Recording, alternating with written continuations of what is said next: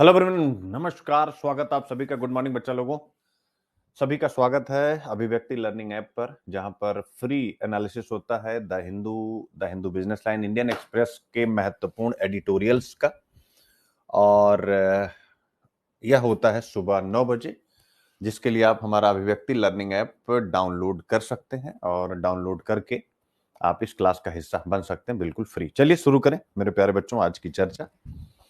और क्या क्या है आज, सबसे पहले उस विषय पर बातचीत देख सकते हैं। यानी पहला ही टॉपिक प्रधानमंत्री नरेंद्र मोदी के एक स्टेटमेंट से आपके सामने आता है, और स्टेटमेंट है खाद्य सुरक्षा से पोषण सुरक्षा पर ध्यान केंद्रित करने की आवश्यकता।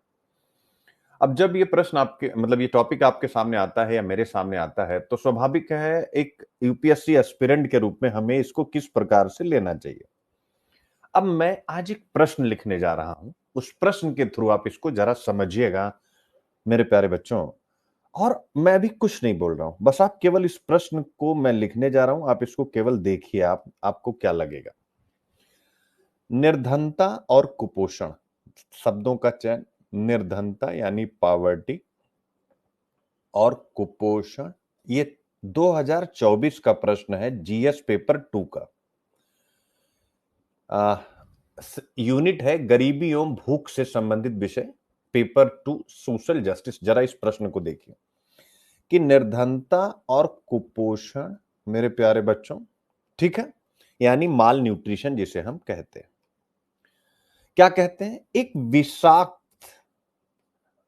विषाक्त या विशियस साइकिल जिसे हम बोलते हैं, विषाक्त चक्र का निर्माण करते हैं। ये दोनों मिलकर के एक विषाक्त चक्र का निर्माण करते हैं, जो ह्यूमन कैपिटल एचसी या मानव पूंजी पर प्रतिकूल प्रभाव डालता है। क्या डालता है? मानव पूंजी पर प्रतिकूल प्रभाव डालता है। अब कह रहा है इस चक्र को तोड़ने के लिए, यानी इस बीसीएस साइकिल को, वीसी को तोड़ने के लिए क्या क्या कदम उठाने चाहिए। यानी आपसे पूछ रहा है कि वो सारे उपाय बताइए जो हम भारत में निर्धनता और कुपोषण के कारण जो एक विशियस साइकिल बन रहा है कि एक व्यक्ति अगर गरीब है तो हमेशा गरीब रहेगा, इस चक्र को कैसे तोड़ा जाए। अब उसके बाद इस टॉपिक को देखिए, खाद्य सुरक्षा से पोषण सुरक्षा पर ध्यान केंद्रित करने की आवश्यकता, प्रधानमंत्री नरेंद्र मोदी जी का यह स्टेटमेंट। क्या ये वही प्रश्न नहीं है मेरे प्यारे बच्चों, जो वह तरीका बता रहा है कि कैसे हम निर्धनता और कुपोषण, जो एक विषाक्त चक्र का निर्माण करते हैं, उसको तोड़ने के लिए इनका स्टेटमेंट है। और यह स्टेटमेंट जो है, और जिन नीतियों पर वो फोकस करने की बात अभी कर रहे हैं, जो हम आर्टिकल में विस्तार से पढ़ेंगे, तो क्या उससे मानव पूंजी नहीं बनेंगी? यही विषय आज हमारे सामने सहमत है। फिर 2018 में इसी जीएस पेपर में मेरे प्यारे बच्चों एक क्वेश्चन और आया, जीएस पेपर 2 में ही, कि आप इस मत से कहां तक सहमत हैं। यानी इस ओपिनियन से, इस व्यू से आप कहां तक सहमत हैं कि भूख के मुख्य कारण के रूप में खाद्य की उपलब्धता में कमी पर फोकस। यानी भारत सरकार अपनी नीतियों में मानती है क्या कि भूख इसलिए चूंकि भोजन लोगों तक उपलब्ध नहीं है, हमारी यही नीति है, इसके कारण से भारत में मानव विकास नीतियां अच्छी नहीं बनाई जा रही। ये आपसे 2018 में प्रश्न पूछा। यानी हमारा पूरा फोकस क्या है, भैया भूख को दूर कर दो। हम ये नहीं, हमें पता है कि अगर खाना उपलब्ध है तो भूख नहीं है, जबकि मानव विकास अगर अच्छा है तो भूख नहीं है। यानी गरीबी और भूख की समस्या का एकमात्र उपाय मानव विकास है, लेकिन हमारी नीतियां इस पर काम नहीं कर रही हैं। यह विषय आपसे प्रश्न के रूप में पूछा गया। तो इस आज के टॉपिक से आप देख सकते हैं, खाद्य सुरक्षा से पोषण सुरक्षा, यानी भूख से अब हम न्यूट्रिशन की तरफ जा रहे हैं। न्यूट्रिशन क्या करता है? आपको हेल्दी बनाता है। यानी एक बच्चा बचपन में जो वेस्टेड है, स्टंटेड है, वो नहीं होगा। माएं जो एनीमिक है, 57% महिलाएं भारत में, अकॉर्डिंग टू मी नहीं, नेशनल फैमिली हेल्थ सर्वे, अभी जो डेटा हम लोग बातचीत करेंगे, तो नेशनल फैमिली हेल्थ सर्वे के डेटा के अनुसार इतनी महिलाएं एनीमिक हैं, यानी अगर महिलाओं के शरीर में एनीमिया यानी खून की कमी है तो उनका बच्चा कैसे होगा, आप चिंतन कीजिए। और क्या मातृ मृत्यु दर ज्यादा नहीं होगी उन्हीं गरीब वंचित परिवारों में? आप कहेंगे बिल्कुल सर वही होगी। तो ये एक कदम है मानव विकास की नीति के रूप में, हम उनके इस स्टेटमेंट को देख सकते हैं। फिर इसी पेपर में 2017 में आपसे पूछा कि आज भी गरीबी एवं भूख गवर्नेंस के सामने सबसे बड़ी चुनौतियां हैं और सरकारें इन चुनौतियों से निपटने के लिए क्या कदम उठा रही हैं। तो आप देख सकते हैं, यानी गरीबी एवं भूख को दूर करने के लिए सरकार अब खाद्य सुरक्षा से पोषण सुरक्षा की तरफ मूव कर रही है, और ये एक महत्वपूर्ण नीतिगत कदम है जिस पर मैं अपनी तरफ से आउट कर रहा हूं। ये आपको 2026 के मेंस में देखने को मिलेगा ये प्रश्न, चाहे पेपर 1 में चाहे पेपर 2 में, कहीं पर भी इसे आप देखने को पा सकते हैं मेरे प्यारे बच्चों। ठीक रहेगा? पॉइंट इज क्लियर भाई?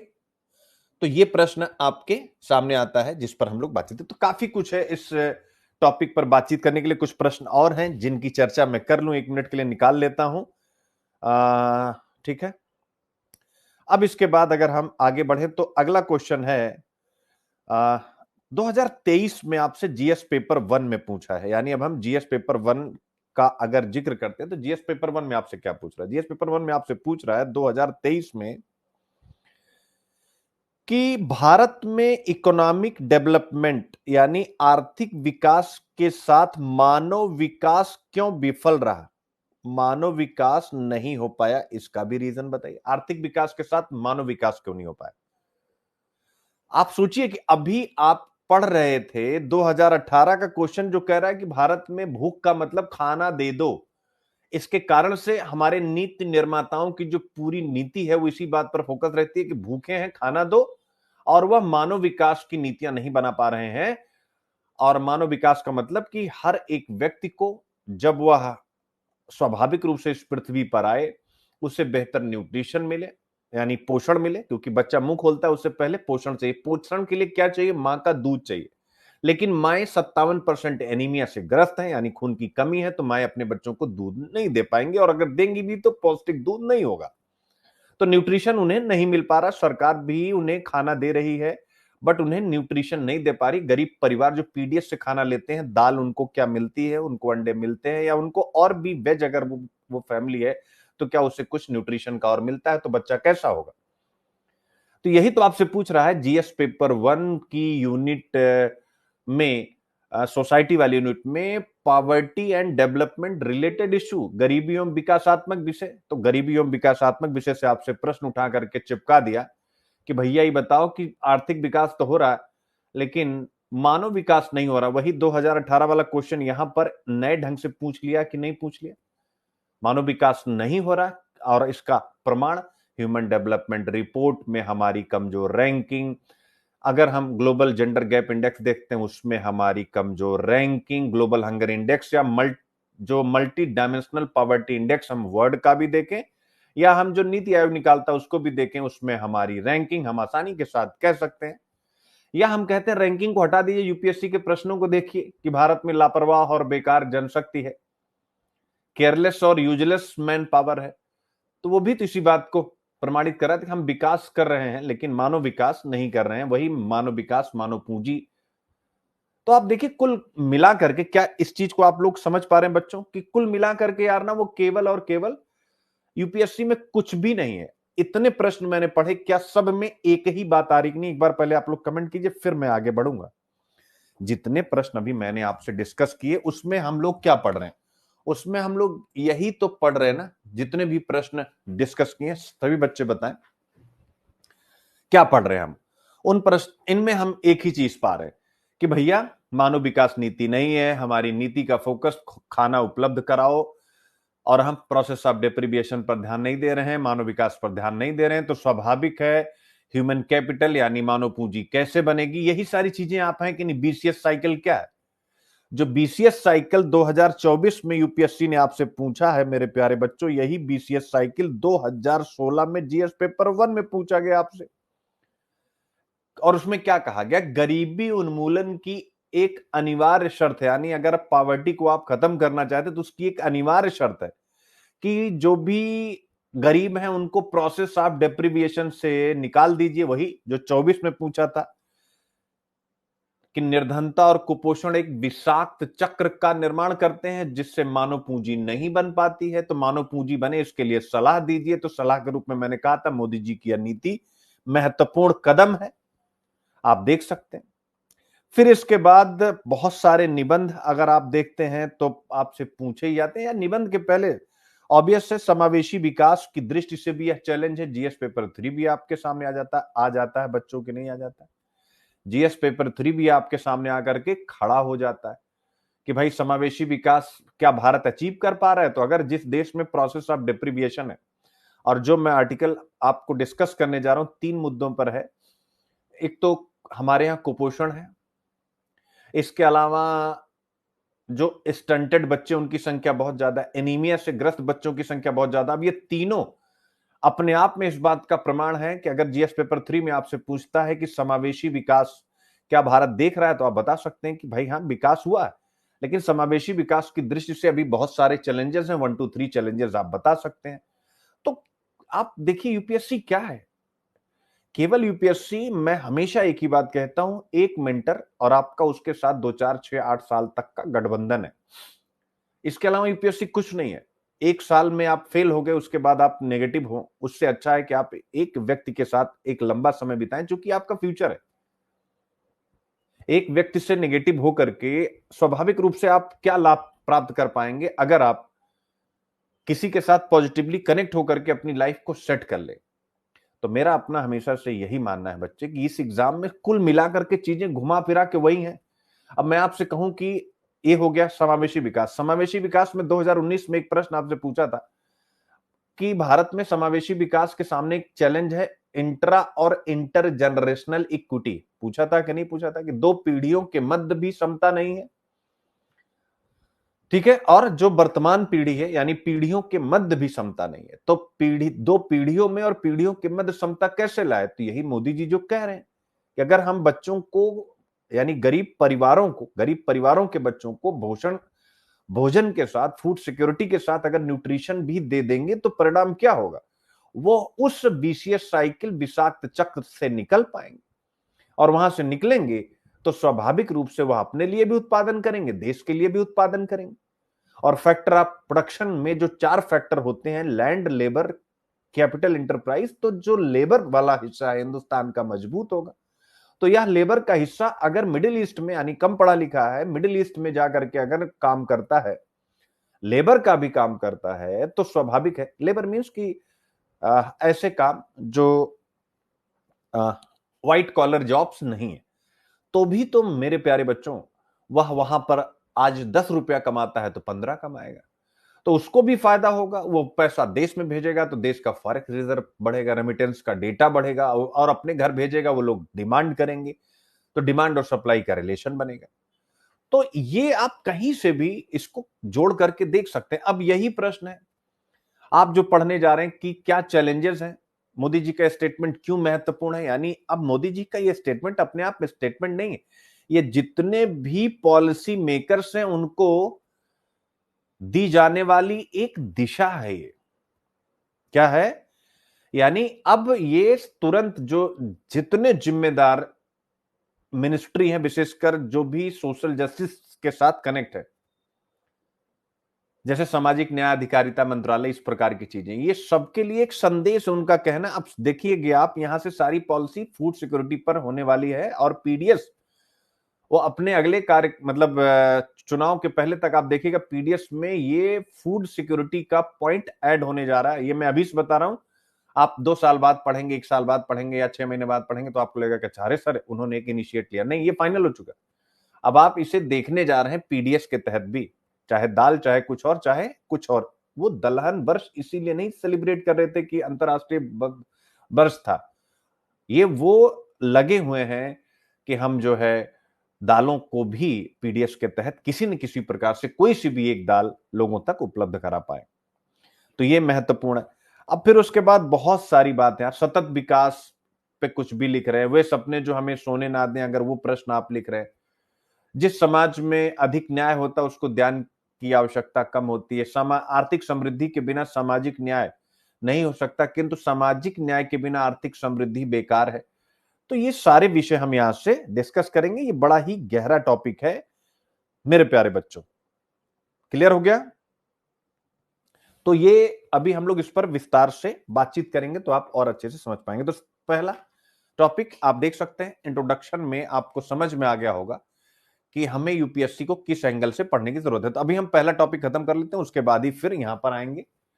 तो क्या टॉपिक है आपके सामने देख सकते हैं। भारत ने पिछले 75 वर्षों में, मैं स्क्रीन शॉट रहा हूं, आप लोग एक बात देखिए, भारत ने पिछले 75 वर्षों में फूड सिक्योरिटी के क्षेत्र में बड़ी सफलता हासिल की है। यानी ये हमारी एक बहुत बड़ी कामयाबी है। 1960 के दशक में हरित क्रांति, ग्रीन रेवोल्यूशन के बाद हम भोजन की कमी वाले देश से भोजन निर्यातक देश बन गए। यानी अब हम खाद्य एक्सपोर्ट करने वाले। लेकिन अब प्रधानमंत्री नरेंद्र मोदी ने, अब देखिएगा, भारत का पहला, जहां उन्होंने कहा है वो कोई कॉमन प्लेस नहीं है कि बिहार में किसी चुनावी जनसभा को संबोधित करते हुए उन्होंने नहीं कहा है। अब आइए जरा, जहां उन्होंने कहा है, prime minister Narendra Modi stated clearly at the first, अब ये पकड़िएगा, फर्स्ट ESTIC कॉन्फ्रेंस। ESTIC यानी emerging science technology and innovation conclave. यानी ये पहला ESTIC कॉन्क्लेव था जिसमें उन्होंने स्पष्ट रूप से कहा, यही यूपीएससी का फ्यूचर का प्रश्न है जो मैंने यहां पर कोड कर दिया, यही यूपीएससी का प्रश्न, यही मैंने मॉडल क्वेश्चन के रूप में भी आपको बना दिया। अब समय आ गया कि भारत केवल फूड सिक्योरिटी नहीं बल्कि न्यूट्रिशनल सिक्योरिटी यानी पोषण सुरक्षा की दिशा में आगे बढ़े। आप देख सकते हैं, क्योंकि भोजन का मतलब सिर्फ पेट भरना नहीं बल्कि शरीर को आवश्यक एसेंशियल न्यूट्रिएंट देना भी है। यानी कैलोरी के साथ क्वालिटी विद, यानी कैलोरी के साथ आप खाने की क्वालिटी भी महत्वपूर्ण है, यानी क्वालिटी विद क्वांटिटी। तो कैलोरी और खाने की गुणवत्ता दोनों को जोड़ा जा रहा है।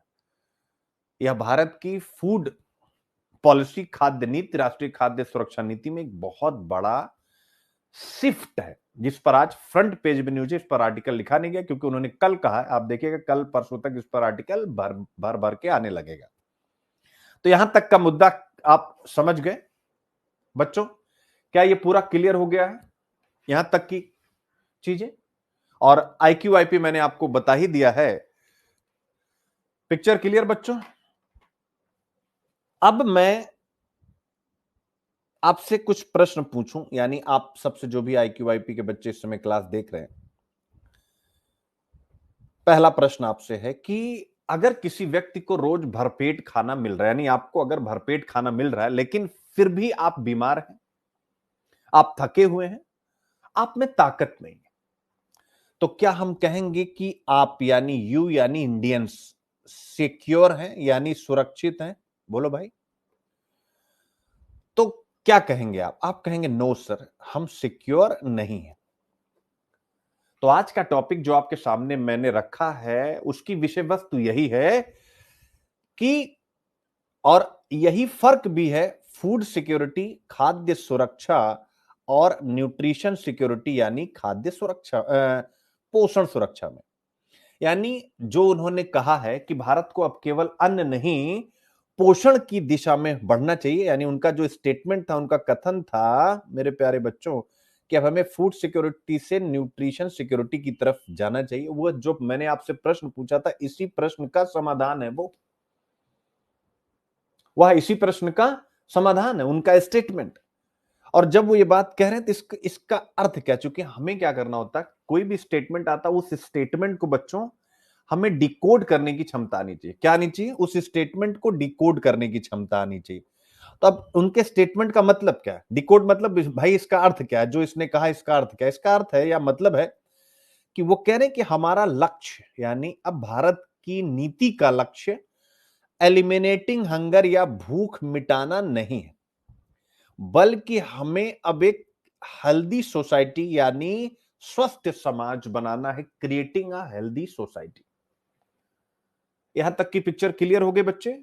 क्या कोटेशन को आप लोगों ने डिकोड कर लिया, तो बस इसको आप अगर कोटेशन को डिकोड कर लिया ना, तो फिर यहीं से यूपीएससी आपके लिए इजी हो जाता। फिर इसमें पूरा वही सारी चीजें हैं कि भारत ने खाद्य सुरक्षा कैसे हासिल की। ऑब्वियस है, क्योंकि फर्स्ट स्टेप यही है, फूड सिक्योरिटी।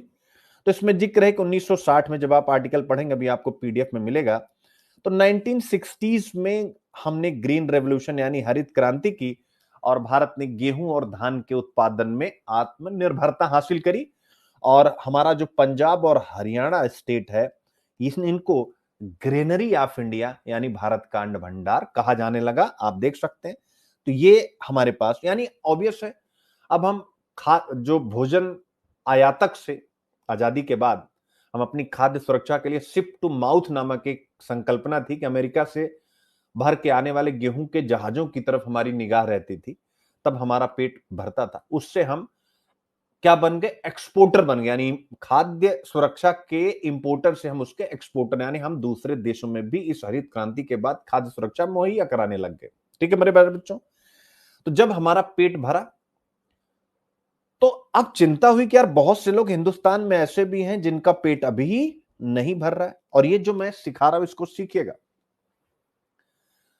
केवल उतने IQ-IP से आपका काम नहीं हो सकता। 2019 का प्रश्न देखिए, courage to accept and dedication to improve are two keys to success. स्वीकारोक्ति का साहस और सुधार करने की निष्ठा सफलता के दो मंत्र है। अब क्या यहां आ रहा है कि नहीं? यानी हमने हरित क्रांति के पहले शिप टू माउथ की स्थिति देखा। भारत के नीति निर्माताओं ने, हमारे आदरणीय प्रधानमंत्री स्वर्गीय लाल बहादुर शास्त्री जी ने, MS स्वामीनाथन सर ने, इन्होंने बैठ करके चिंतन किया, स्वीकार किया कि हमारे यहां समस्या है। और फिर आप देख सकते हैं उन्होंने क्या करके दिखाया। तो courage to accept and dedication to improve के द्वारा हम क्या हो गए? हरित क्रांति लेके आते हैं, और वहां से हम खाद्य में आत्मनिर्भर बन जाते हैं। एक, अब कोई सा भी निबंध और लेकर के आओ, यानी विजनरी डिसीजन तभी लिए जाते हैं जब इंट्यूशन और लॉजिक का मेल होता है।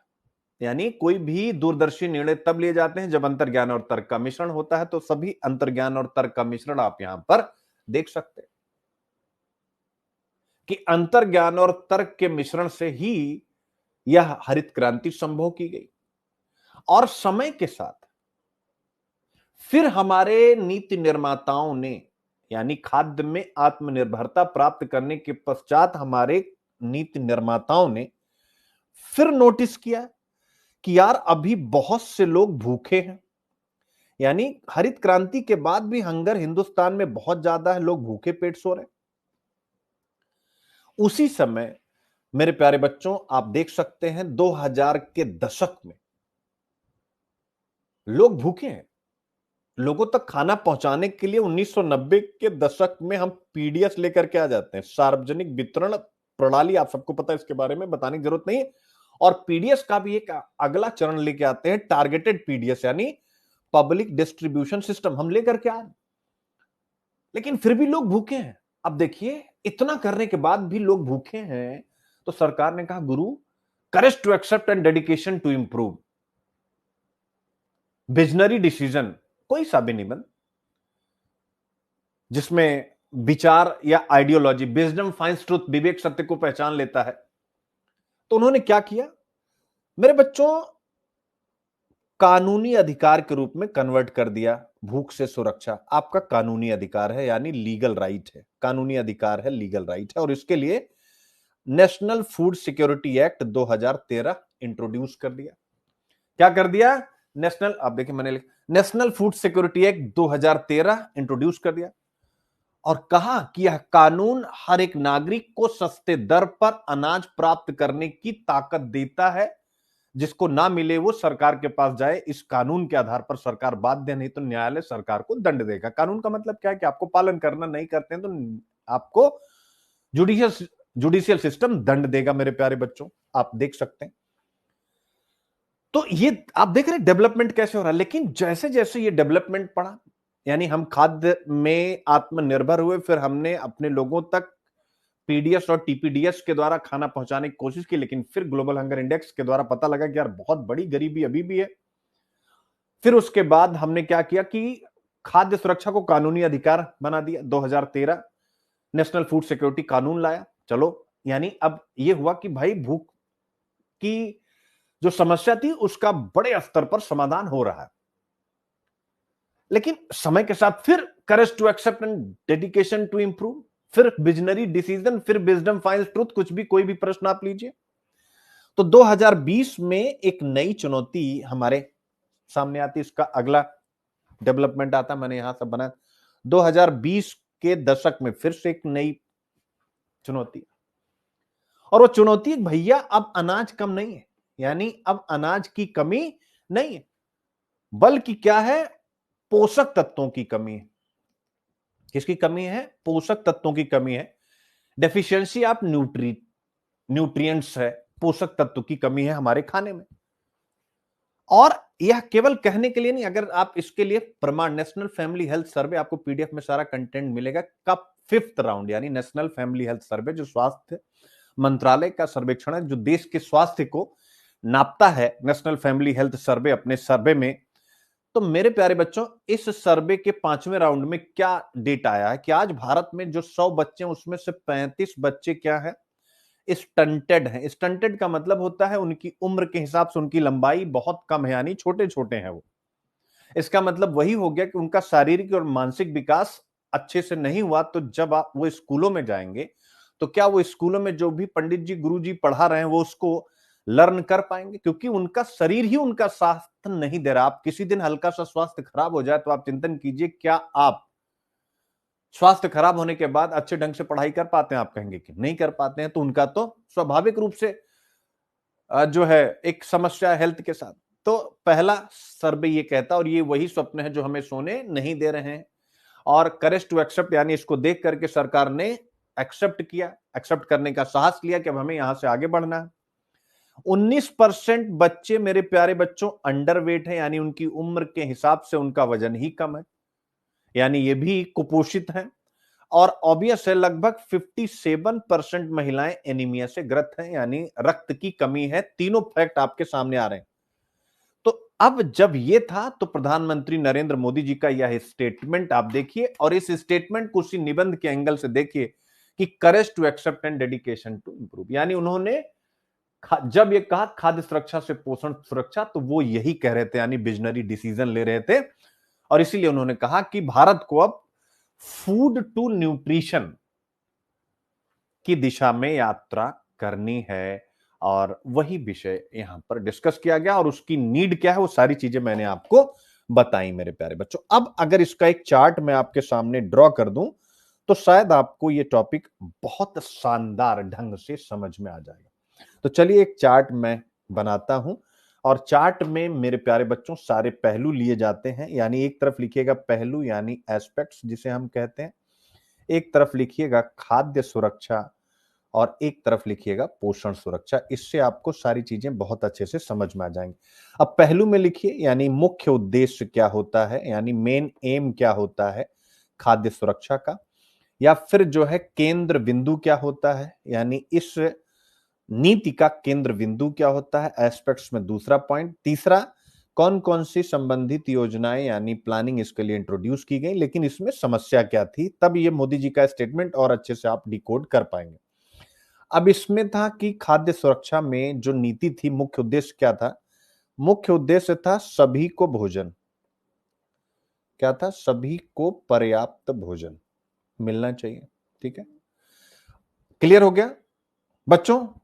फिर इसके बाद ऑब्वियस है केंद्र बिंदु था मात्रा, कि भाई इतने किलो राशन चाहिए, यानी क्वांटिटी पर फोकस।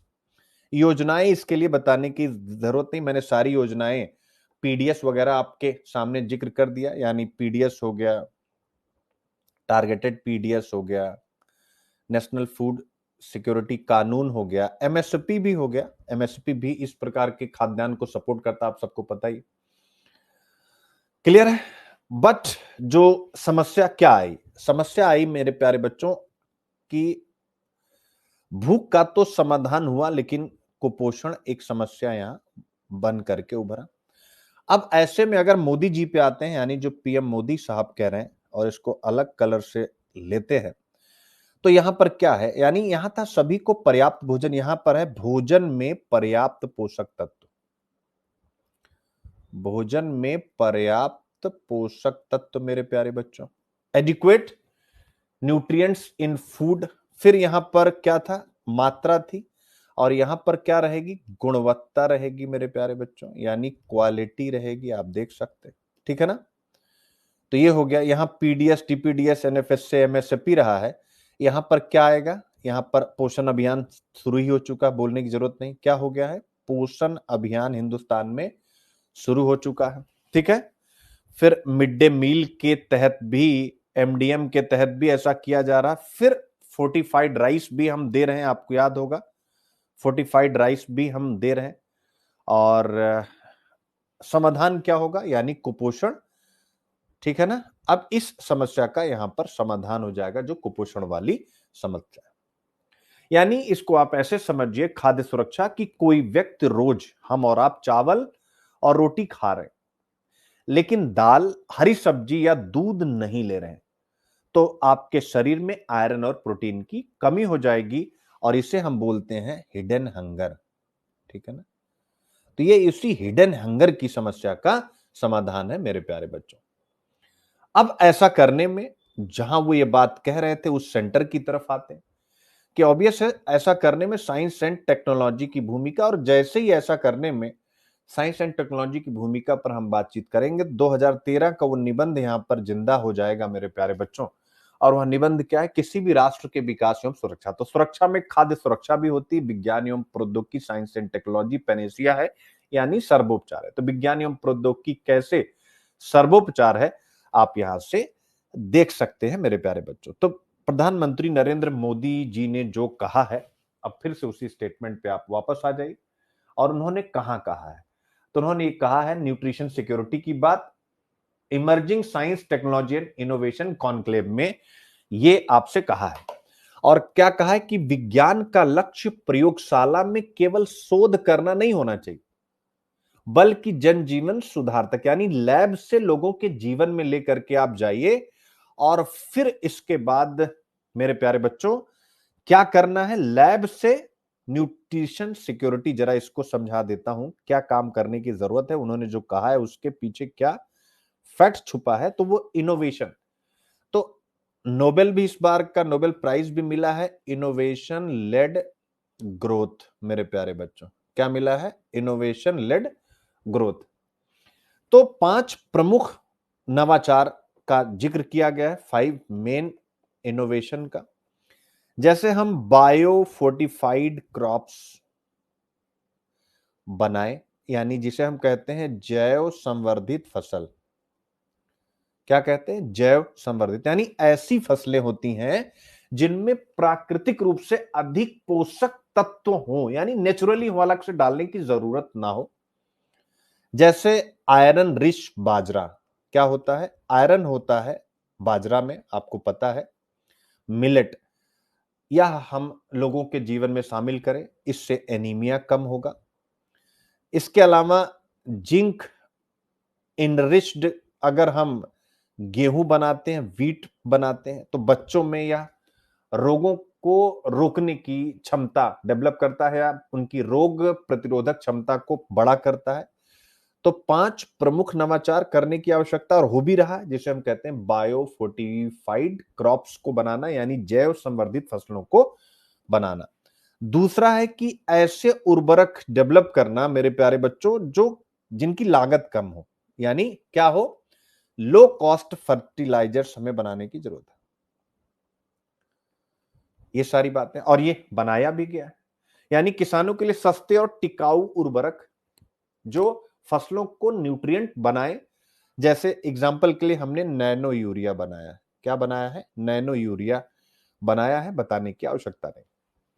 इसके अलावा तीसरा, जीनोमिक मैपिंग, यानी जीनोमिक मैपिंग का मतलब हो गया जीनोमिक मानचित्रण। इसका मतलब हो गया कि भारत की जो भी जेनेटिक डाइवर्सिटी है, जो भी आनुवांशिक विविधता है, उसको समझकर पर्सनलाइज मेडिसिन बनाना, यानी लोगों की आवश्यकता के अनुरूप, जैसे नॉर्थ ईस्ट के लोगों की आवश्यकता के अनुरूप, दक्षिण भारत इस टाइप का, यानी भारत के विभिन्न क्षेत्रों में जो लोग रहते हैं, जिनोमिक मैपिंग उनकी की जाए और उनके अनुरूप हम पर्सनलाइज मेडिसिन बनाएं।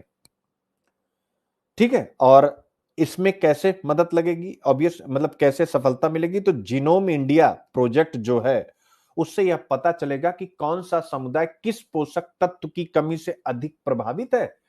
तो उसके क्षेत्र में जैसे नॉर्थ ईस्ट में मान लीजिए एक्स पोषक तत्व कम है, तो नॉर्थ ईस्ट के लिए जो भी हमारा सरकार का पोषण अभियान हो उसमें उस तत्व को फोकस किया जाए। बिहार में कुछ और है, यूपी में कुछ और है, साउथ में कुछ और है। समझ गए ना बच्चे? तो ये इस तरीके से आपको फोकस करना पड़ेगा। चौथा हो जाएगा, ठीक है, समय आ गया है कि हम जो है स्वच्छ ऊर्जा भंडारण यानी क्लीन बैटरी स्टोरेज को भी बढ़ाएं। आप कहेंगे सर इसका क्या संबंध है? ऑब्वियसली कृषि और ग्रामीण अर्थव्यवस्था के लिए हमें इस प्रकार की ऊर्जा की आवश्यकता है, बताने की जरूरत नहीं, क्योंकि ये सस्ते होते हैं, स्वच्छ होते हैं, और ऐसे में किसान का पैसा अगर बचता है तो वह न्यूट्रिशन पर खर्च करेगा स्वाभाविक रूप से। ठीक है ना? तो ये सारी चीजें की जा रही हैं और इसी प्रकार से हमने R&D फंड भी बनाया है इन सब चीजों को बेहतर करने के लिए। तो यही सारी बातें आपको बताई गई हैं, और अगर ऐसा होता है तो क्या क्या लाभ होगा? ऑब्वियस है, पहला तो होगा वही जो मैंने आपको यूपीएससी के प्रश्न के लिए बताया, कुपोषण और गरीबी का चक्र दूर हो जाएगा। यानी जो मैंने यूपीएससी के प्रश्नों का यहां जिक्र किया था उस पर वापस आ जाता हूं। तो गरीबी और कुपोषण का जो चक्र है वह चक्र क्या हो जाएगा, यानी उसका समाधान हो जाएगा। क्योंकि गरीब परिवारों में, इसमें लिखा हुआ है कि गरीब परिवारों में पोषक आहार यानी न्यूट्रिएंट्स फूड की कमी होती है, जिससे बच्चे कमजोर और बीमार रहते हैं। और झारखंड और बिहार का एग्जाम्पल इसमें दिया गया है कि गरीब परिवार अधिकतर केवल चावल खाते हैं, दाल या दूध नहीं खाते हैं। एक हो गया। तो इसका इंपैक्ट दूसरा किस पर होगा, यानी वो कमजोर मानव संसाधन होगा, तो इसका मानव पूंजी पर इंपैक्ट होता है। कुपोषित बच्चे पढ़ाई और काम दोनों में कमजोर रहते हैं। यह डेमोग्राफिक डिविडेंड को डेमोग्राफिक बर्डन के रूप में परिवर्तित कर देता है। ना जाने कितनी बार मैं आपको पढ़ा चुका हूं ये सारी बातें। और अगर ऐसा रहता है तो सस्टेनेबल डेवलपमेंट जो गोल है, गोल नंबर 2 यानी जीरो हंगर, उसको भी हम अचीव नहीं कर पाएंगे, और 3 good health and well being उसको भी हम अचीव नहीं कर पाएंगे। तो यही है मेरे प्यारे बच्चों, और इन्हीं सबको ध्यान में रखते हुए पॉलिसी एंड गवर्नेंस हिंदुस्तान में इस विषय को केंद्रित करते हुए बनाए गए, और बहुत सारी बातें जिसके बारे में मैंने आप सबसे जिक्र किया कि पीएम पोषण स्कीम, जिसे हम पहले मिड डे मील कहते थे, तो स्कूलों में इसके द्वारा बच्चों को फोर्टिफाइड राइस दिया जा रहा है ताकि उनमें एनीमिया घटे। आई होप देख सकते हैं, यानी हमने काम भी करना स्टार्ट किया। तो जो हम काम कर रहे हैं वो भी आपको फैक्ट के रूप में पता होना चाहिए। फिर इसके बाद 2024 तक अगर आप देखें तो पूरे देश में पीडीएस, आईसीडीएस और एमडीएम के माध्यम से आयरन और फोलिक एसिड युक्त चावल दिया जा रहा है। 2018 से पोषण का अभियान चल रहा है, और सबसे बड़ी बात है टेक्नोलॉजी ड्रिवन डेटा ट्रैकिंग हो रही है इस स्कीम के अंतर्गत, जिससे हर जिले में पोषण की स्थिति की अच्छे से निगरानी हो पा रही। सक्षम आंगनवाड़ी स्कीम भी हमारे पास है, यानी इसमें क्या किया गया है, आंगनवाड़ी केंद्रों को मॉडर्न इक्विपमेंट और पोषण ट्रैकर ऐप से जोड़ दिया गया, क्योंकि आंगनवाड़ियों के ऊपर बहुत बड़ी जिम्मेदारी आप सबको पता है। इसके अलावा उत्तर प्रदेश का एक बड़ा अच्छा उदाहरण है one nation one nutrition platform है। इससे सभी जिलों के बच्चों का पोषण डेटा एक जगह रखा जा रहा है, जिसे कोई भी पॉलिसी मेकर देख सकता है। ठीक है ना? अब आता है कि जब ये सब किया जा रहा है फिर भी समस्या क्यों, आपके मन में आ सकता है चैलेंज क्यों? ऑब्वियस यार, इंडिया में पॉलिसी बनाना उसके इंप्लीमेंटेशन में अंतर है। अब आप खुद बिहार में देखिए, पिछले 6 महीने से बिहार में चुनाव चुनाव चुनाव चल रहा है। कौन सी नीति किस तक पहुंच रही होगी, चिंतन कीजिए। तो नीति और कार्यान्वयन में अंतर है, पॉलिसी और इंप्लीमेंटेशन में अंतर होता है। दूसरा, बायो फोर्टिफाइड सीड होते हैं, अभी भी वो कम है, बहुत कम जगहों पर इसका मतलब इनकी जो पहुंच है वो बहुत सीमित है। तीसरा, न्यूट्रिशन क्या होता है इसके प्रति लोग जागरूक भी नहीं है। इसके अलावा एक जेंडर बैश अभी भी है कि घर में अच्छा खाना पहले पुरुष को मिलता है। अगर आप सबको याद हो, आप सब हम अपने घरों में अक्सर देखते होंगे। और इसके अलावा हमारी डाइट में जैसे होता है ना, डाइवर्सिफिकेशन होना चाहिए, एग्रीकल्चर में, वैसे हमारी डाइट में भी कि आज कुछ खाएं कल कुछ खाएं, उसकी भी कमी है। तो इसको आप इस हिसाब से देखें और एक उदाहरण से समझें। ये जो 4-5 मैंने कमियां बताई हैं कि पोषण ट्रैकर ऐप, उस पे आप जाएंगे तो ये सारी कमियां एक साथ दिखेंगी। कैसे? कि वहां डेटा तो है लेकिन बहुत से जिलों में रियल टाइम मॉनिटरिंग अभी भी कमजोर है। डेटा है लेकिन उस डेटा के आधार पर काम नहीं हो रहा है, सिंपल सी बात है। तो अब क्या करने की आवश्यकता है? ऑब्वियस है। समाधान क्या हो? तो समाधान में इसमें डिस्कस किया गया है कि कृषि नीति जो हमारी बने उसमें अब हम न्यूट्री क्रॉप्स को वरीयता दें। न्यूट्री क्रॉप्स को यानी ऐसी फसलें जिसमें पोषण ज्यादा हो, हम उनको भी प्राथमिकता दें। लेकिन अब कृषि नीति में प्राथमिकता कैसे दें, समझिए। तो according to me minimum support price उन फसलों का बढ़ाया जाए जिनमें पोषण वैल्यू ज्यादा हो। तो एक चीज तो ये किया जाए। इसके अलावा दूसरा, स्कूलों में न्यूट्रिशनल एजुकेशन को शामिल किया जाए, यानी पोषण की शिक्षा शामिल की जाए। तीसरा, जो आंगनबाड़ी है प्लस जो किसान बंधु हैं प्लस वैज्ञानिक यानी साइंटिस्ट, इन सब का एक फोरम बनाया जाए, ठीक है ना। फिर इसके बाद ट्रेडिशनल डाइट जैसे ज्वार बाजरा रागी को पुनः खाने में बढ़ावा दिया जाए। और पांचवा, अवेयरनेस कैंपेन जैसे ईट राइट इंडिया को ग्रामीण स्तर तक पहुंचाया जाए मेरे प्यारे बच्चों।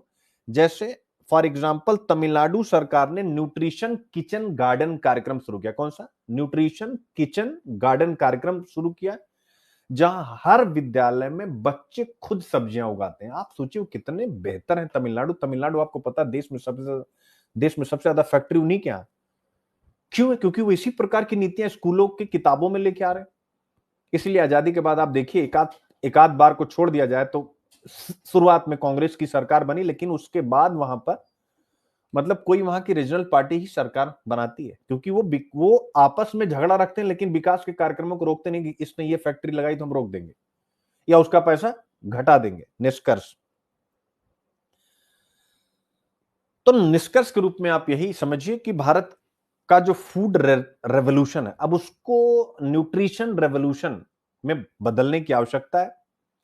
यानी अब हमारे फूड प्रोवाइडर यानी जो किसान है, जो अन्नदाता है, उनको न्यूट्रिशन प्रोवाइडर बनना होगा। इसके लिए नीति सपोर्ट करे। कैसे करे मैंने आपको बता दिया। तो भोजन जीवन देता है पर पोषण जीवन को शक्ति देता है, और प्रधानमंत्री नरेंद्र मोदी इसी शक्ति के आधार पर 2047 के विकसित भारत का निर्माण करना चाहते हैं मेरे प्यारे बच्चों। तो यह जो मंच है, पहली बार इस पर एक कॉन्क्लेव हुई है जिसमें इस विषय पर बातचीत हुई है। तो ESTIC जैसे मंच क्या सुनिश्चित करते हैं? सुनिश्चित करते हैं कि विज्ञान यानी साइंस, नीति यानी पॉलिसी, और सोसाइटी यानी समाज, ये मिलकर एक हेल्दी, प्रोडक्टिव और इंक्लूसिव इंडिया का निर्माण करें। यही इसमें डिस्कस किया गया और सारे प्रश्न मैंने आपके सामने रख दिए हैं जिनको आप आसानी के साथ डील सकते। तो पॉइंट इज क्लियर बेटा। अब सारे प्रश्नों को एक बार मैं आपके सामने कनेक्ट करता हूं। अगर PDF आ गई है मेरे पास, 1 सेकंड का मुझे बस मौका दे दिया जाए। तो सारे प्रश्न मैं एक बार आपकी स्क्रीन पे ला करके और कनेक्ट कर देता हूं, फिर उसके बाद हम लोग आगे बढ़ेंगे। चूंकि ये सबसे महत्वपूर्ण है कि भाई, क्योंकि ये एक ऐसा पोर्शन है जो हर साल पूछा जाता है। कभी कभी क्या होता है, कभी कभी कुछ चीजें बच्चों हर साल पूछी जाती हैं। हर साल मतलब हर साल, ठीक है।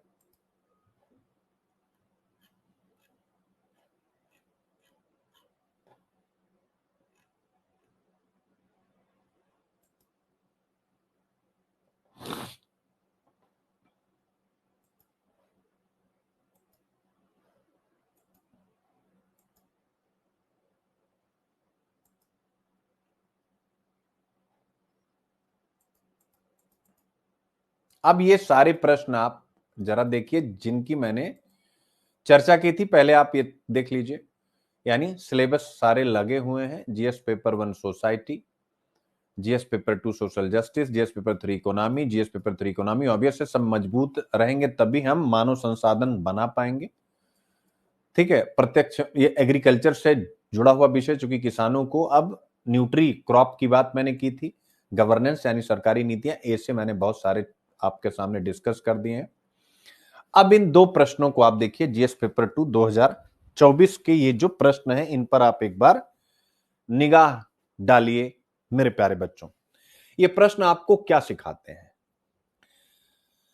प्रश्न कह रहा है कि निर्धनता और कुपोषण एक दुष्चक्र रचते हैं जो मानव पूंजी निर्माण पर प्रतिकूल प्रभाव डालते हैं। इसे तोड़ने के लिए क्या कदम उठाए जा सकते हैं? तो आज के लेक्चर में आपने क्या देखा इस प्रश्न को लेकर के? 2024 वाला प्रश्न है, आपने क्या देखा?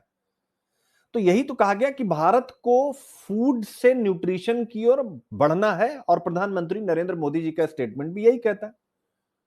तो यह जो मोदी जी का कदम है, ये माल न्यूट्रिशन और पॉवर्टी के यानी कुपोषण और निर्धनता के विशियस साइकिल को यानी दुष्चक्र को तोड़ने की एक दिशा है कि नहीं? आप कमेंट करते चलिए।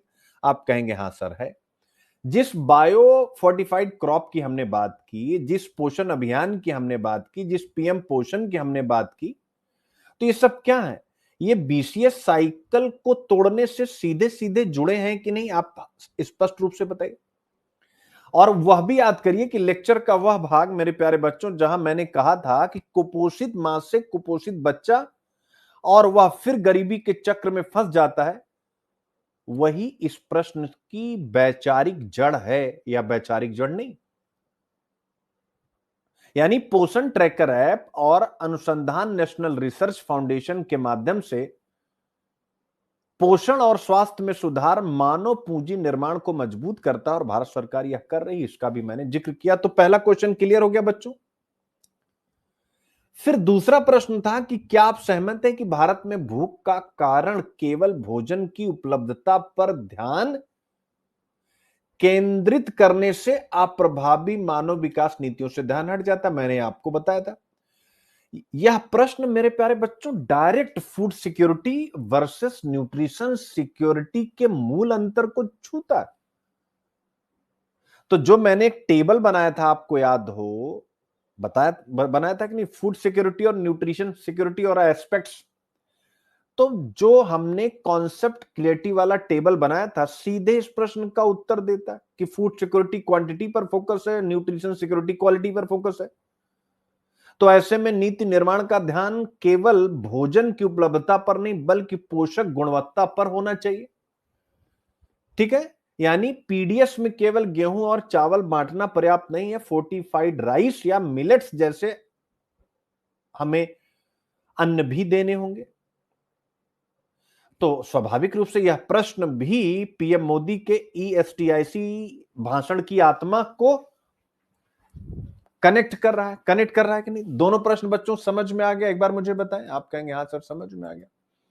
अब इसी प्रकार से 2017, 21, 23, 26 वाले इन प्रश्नों को भी हल्का हल्का आपके सामने जिक्र कर देता हूं जिससे आप बहुत अच्छे से समझ पाए। तो कह रहा भूख और गरीबी भारत में सुशासन के सामने सबसे बड़ी चुनौती है और भूख और गरीबी के लिए सरकारों ने क्या क्या किया, यह नहीं बताना कि सुशासन के लिए चुनौती, वो तो खुद ही बता रहा है। कह रहा है सरकार ने क्या क्या किया भैया। तो इस लेक्चर में तो हमने यही बताया कि पोषण अभियान, फोर्टिफाइड राइस स्कीम, सक्षम आंगनवाड़ी जैसे कार्यक्रम सरकार की दीर्घकालिक रणनीतियां हैं जो भूख और गरीबी दोनों को समाप्त करने की दिशा में काम कर रही। तो आप देख सकते हैं, यानी यह प्रश्न जो था वो policy performance plus governance outcome को आंकने वाला था, यानी दोनों चीजें आपको दिखानी थी। तो हमने यहां पर आपको बताया, सारी स्कीमें बताई। In fact national food security act 2013 ने भी फूड एक्सेस को सुनिश्चित किया, वो भी आपको बताया, वो भी इस प्रश्न में आएगा। अब पोषण 2.0 न्यूट्रिशन सिक्योरिटी सुनिश्चित कर रहा है, यानी शासन अब नेक्स्ट स्टेज रिफॉर्म की ओर बढ़ रहा है। आप ऐसा इस प्रश्न के उत्तर में अगर यह 2026 में पूछा जाए तो आप लिख सकते हैं। फिर इसके बाद आपसे अगला प्रश्न क्या पूछा गया, आप देखें कि भारत में जो आर्थिक विकास के साथ मानव विकास क्यों नहीं बढ़ पाया। और खाद्य सुरक्षा वाला जो प्रश्न है स्वाभाविक रूप से वो भी कनेक्ट होता है, उसमें भी आप कनेक्ट कर सकते हैं राष्ट्रीय खाद्य सुरक्षा अधिनियम, उसको भी आप कनेक्ट कर लीजिए। कैसे कर सकते हैं कि जो ये प्रश्न आपके सामने के राष्ट्रीय खाद्य सुरक्षा अधिनियम 2013 की मुख्य विशेषताएं क्या हैं, खाद्य सुरक्षा विधेयक ने भारत में भूख तथा कुपोषण को दूर करने में किस प्रकार सहायता की, उसके साथ भी कनेक्ट है। और एक इस पर छोटा सा आपके सामने एक लेक्चर रख देता हूं, जिससे आप इसको अभी खत्म कर लीजिए, बाद में पढ़ने की जरूरत ही नहीं। तो भारत जैसे विकासशील देश में मेरे प्यारे बच्चों, भोजन की उपलब्धता और पहुंच, ये दो मुद्दे तो हमेशा रहे, बट ये केवल इतना ही नहीं है। अब इसके साथ न्यूट्रिशन की एक बड़ी चुनौती भी जुड़ गई है, यानी भारत जैसे विकासशील देश में भोजन की उपलब्धता, पहुंच और पोषण, ये एक बड़ी चुनौती है तीनों। और इन तीनों को दूर करने के लिए और स्वाभाविक रूप से हमने national food security act NFS से पारित किया, और जिसमें हमने भोजन का अधिकार, जैसे मनरेगा के तहत काम पाने के अधिकार को कानूनी अधिकार दिया गया, वैसे ही एनएफएसए के तहत भोजन के अधिकार को कानूनी दर्जा दे दिया गया। तो ये क्या था? यह भारत को कैलोरी बेस्ड सिक्योरिटी से न्यूट्रिशन बेस्ड सिक्योरिटी की तरफ बढ़ाने वाला एक पहला कदम आप मान सकते हैं। अब इसकी सारी विशेषताएं आप सबको पता है, उसमें मुझे कुछ बताने की जरूरत नहीं है, ठीक है? तो उसको आप पढ़िए। ऑब्वियस है, भूख और कुपोषण के को मिटाने में इसने बड़ा योगदान दिया। पीडीएस के माध्यम से लाखों परिवारों को नियमित अनाज उपलब्ध हुआ। लेकिन अब चुनौती वही है, न्यूट्रिशन सिक्योरिटी की। चूंकि एनएफएसए ने कैलोरी दी, पर विटामिन और प्रोटीन्स की कमी को यह दूर नहीं कर पाया। तो ऐसे में पोषण अभियान, फोर्टिफाइड राइस स्कीम और बायो फोर्टिफाइड क्रॉप, जिनका मैंने जिक्र किया, ऑब्वियस है वो एनएफएसए के पूरक के रूप में अब काम कर रही हैं। पॉइंट इज क्लियर बच्चों? एक बार मुझे बताएं, पॉइंट क्लियर हो गया? ये क्वेश्चन क्लियर हुआ सबको? ठीक है। फिर आपसे प्रश्न पूछा गया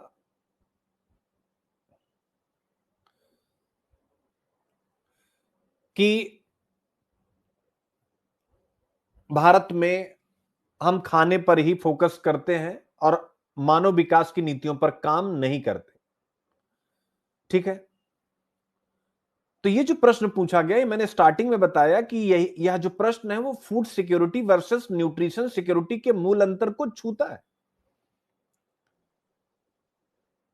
ठीक है? वो मैंने आपको बता ही दिया था, कॉन्सेप्ट क्लियरिटी वाला जो टेबल है, वो सारी चीजें आपकी हो गई थी। अब उस प्रश्न में आइए कि भारत में आर्थिक विकास के साथ, यानी अब और प्रश्नों पर आइए कि भारत में आर्थिक विकास के साथ मानव विकास नहीं हो पाया। ये वाला प्रश्न आप देखिए, भारत में आर्थिक विकास के साथ मानव विकास क्यों विफल रहा है, बताइए। सोचिए आप इस प्रश्न पर, और आप ये सोचिए कि इसकी चर्चा कहां हो सकती है। यानी लेक्चर में जो मैंने समझाया, वो क्या समझाया कि जीडीपी बढ़ा लेकिन मानव पूंजी नहीं। इसका एक बड़ा कारण क्या नहीं है कि कैलोरी डेवलपमेंट पर हमने ध्यान दिया विदाउट न्यूट्रिशन डेवलपमेंट। क्या आप बताइए? यानी इसको आप ऐसे समझिए कि भारत की जीडीपी की ग्रोथ 7% की दर से है, परंतु माल न्यूट्रिशन यानी कुपोषण का रेट 35% बच्चों में अभी भी है। तो इकोनॉमिक ग्रोथ है, लेकिन ह्यूमन न्यूट्रिशन ग्रोथ के बिना, तो स्वाभाविक उसका भी जिक्र आ गया। गरीबी मिटाने की आवश्यक शर्त है गरीबों को वंचना के चक्र से मुक्त कर देना, तो उसमें मुझे आपको कुछ बताने की जरूरत नहीं है। क्यों? क्योंकि डेप्रिविएशन का सबसे गहरा रूप होता है न्यूट्रिशन डेप्रिविएशन, ठीक है? यानी जब गरीब परिवार को केवल रोटी मिलती है पर पोषण नहीं मिलता है, तो वह वंचित ही रहता, बताने की जरूरत नहीं। तो ऐसे में आंगनबाड़ी का जिक्र किया गया है कि अगर आंगनबाड़ी केवल चावल देती है लेकिन अंडा, फल या दूध नहीं, तो बच्चे कैलोरी पूर्ण पर पोषण रिक्त रहेंगे। तो ईएसटीआईसी के माध्यम से मोदी जी ने जो कहा है और उससे जो बातें निकल करके आई है कि भाई, जैसे एक एग्जांपल की बायो फोर्टिफाइड क्रॉप का प्रयोग हम क्या कर रहे हैं, इसी डेप्रिविएशन को दूर करने के लिए कर रहे हैं कि नहीं कर रहे हैं? बताएं बच्चों, क्लियर हो गए सारे टॉपिक? किसी क्वेश्चन में? और ऐसे तो पूरा डिटेल में हो ही गया था। चलिए बताइए, क्या कोई डाउट रह गया है? ठीक है,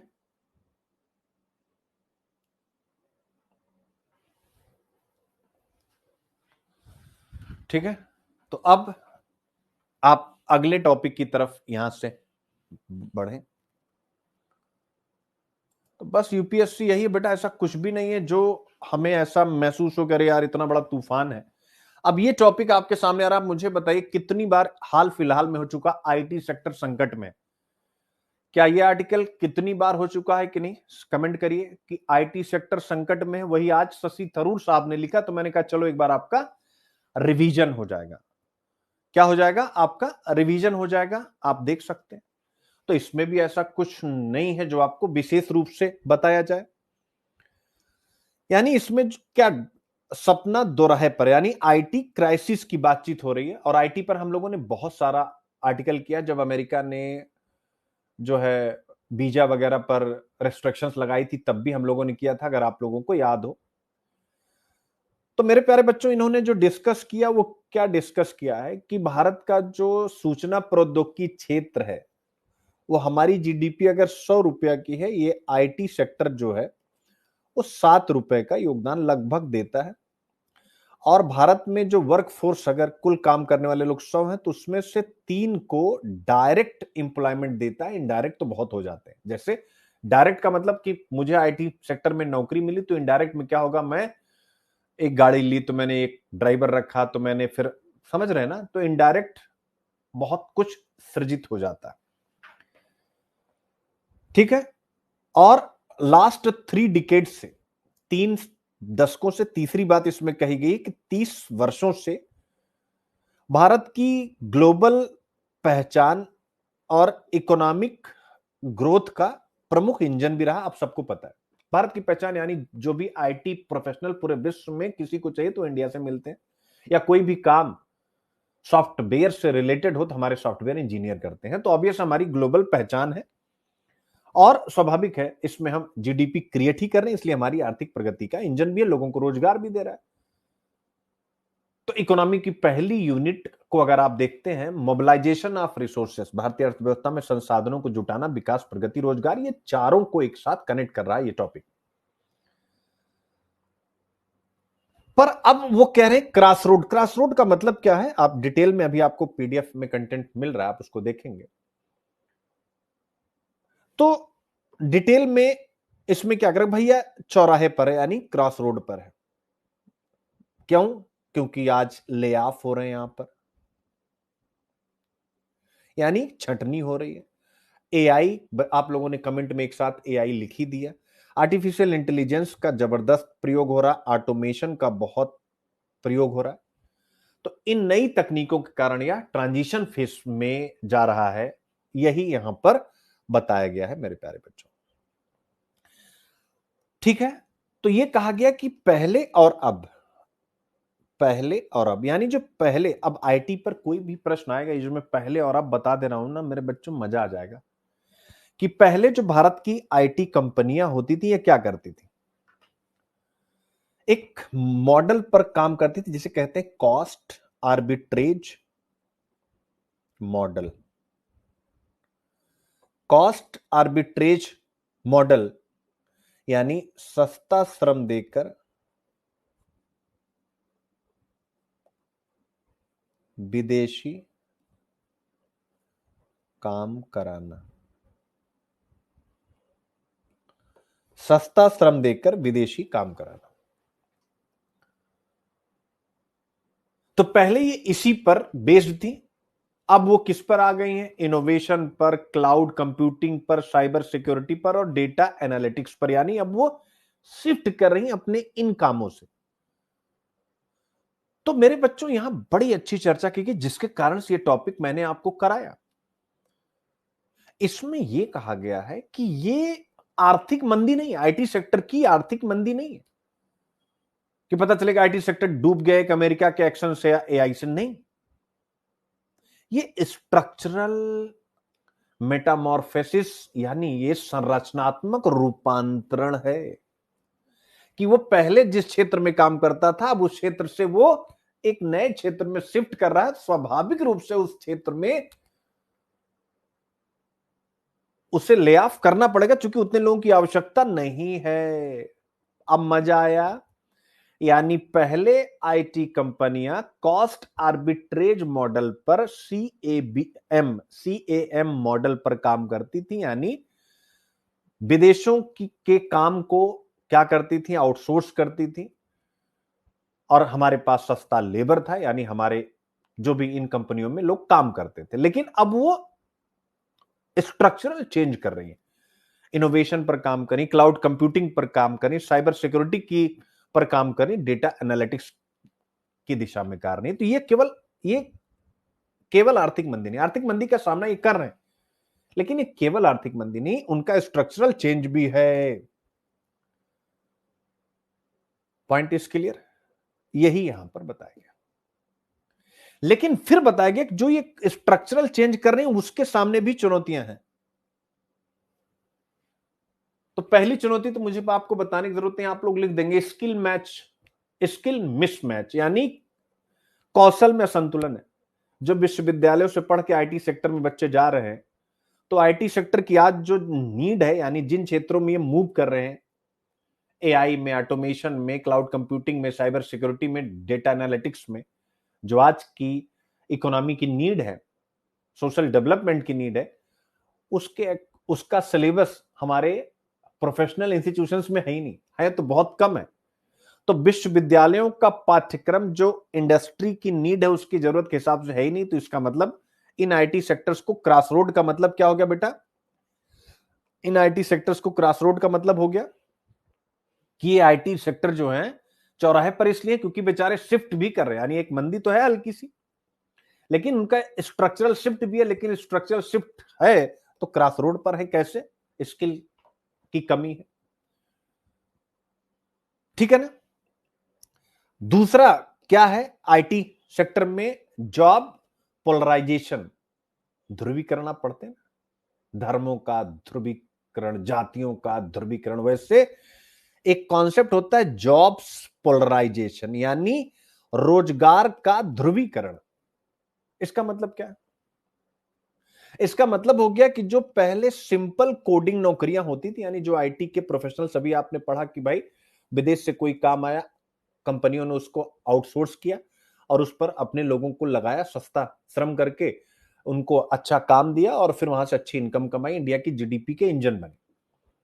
लेकिन अब क्या हो रहा है कि जॉब पॉपुलराइजेशन का मतलब है कि मल्टी स्किल नौकरियां बढ़ रही हैं, यानी आपको केवल अब कंप्यूटर में एक्सपर्ट नहीं होना, आपको कोडिंग में भी एक्सपर्ट होना, आपको अब जो है डेटा एनालिटिक्स में भी एक्सपर्ट होना, आपको एआई, यानी एक व्यक्ति में अगर ये 4-5 कौशल नहीं है तो वह रोजगार से बाहर हो जाएगा। यही है जॉब पोलराइजेशन, यानी आपको मल्टी स्किल होना चाहिए, ठीक है। और इसका जो तीसरा सबसे बड़ा संकट आ रहा है वो टीयर 2 शहरों के जो युवा हैं और जो मध्यम स्तर के इंजीनियर हैं, उन पर रोजगार का संकट गहरा रहा है। क्योंकि जो टीयर 1 में हो तो अपने स्किल को अपग्रेड कर पा रहे, लेकिन ये अपने आप को स्किल अपग्रेडेशन के साथ नहीं आगे बढ़ा पा रहे हैं। तो ये उन्होंने बताया क्रॉस रोड है। अब क्रॉस रोड है तो उसका सलूशन भी होगा, समाधान भी यहां पर जिक्र किया गया है कि अगर समाधान करना चाहें तो रीस्किलिंग, वही अगर स्किल नहीं है तो रीस्किलिंग रेवोल्यूशन लाइए, पुनः कौशल क्रांति लाइए। यानी स्किल इंडिया और डिजिटल इंडिया आपके पास है, इसके माध्यम से हम लगभग आईटी सेक्टर के 15 लाख कर्मचारियों को आर्टिफिशियल इंटेलिजेंस में, क्लाउड में और साइबर सिक्योरिटी में ट्रेन कर सकते हैं, यानी उनको प्रशिक्षित किया जा सकता है। फिर इसके बाद दूसरा है जो हमारा सर्विस सेक्टर है। अब इसमें प्रोडक्ट बेस्ड इनोवेशन की आवश्यकता है, लिख लीजिएगा, उत्पाद आधारित नवाचार।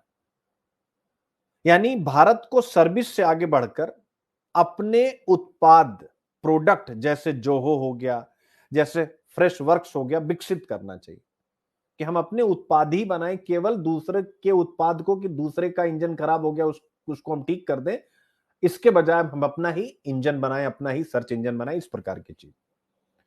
और तीसरा है मार्केट डाइवर्सिफाई हम करें, यानी बाजार में विविधता लाएं, केवल अमेरिका और यूरोप पर निर्भरता घटाकर एशिया, अफ्रीका और लैटिन अमेरिका में भी अपनी आईटी सर्विसेज को हमें ले जाना चाहिए, जिससे हम आउटसोर्सिंग भी करते रहें और जो सस्ता श्रम देकर हम आर्थिक लाभ कमाते रहे, वह अब इन मार्केट से यानी एशिया के अन्य देश, अफ्रीका और लैटिन अमेरिका से हम लाभ प्राप्त करें। तो यही है मेरे प्यारे बच्चों। तो इसका मतलब इस आर्टिकल में यही डिस्कस किया गया है कि भारत की जो आईटी स्टोरी है, जो आईटी कहानी है, वो समाप्त नहीं हो रही। हां, थोड़ी सी मंदी है, क्योंकि ये वाला जो सस्ता श्रम देकर काम कराना था, इसको थोड़ा सा नुकसान हो रहा है, क्योंकि हर जगह पर अब काम एआई कर ले रहा है, तो हमारे सस्ते श्रम की वहां नीड नहीं।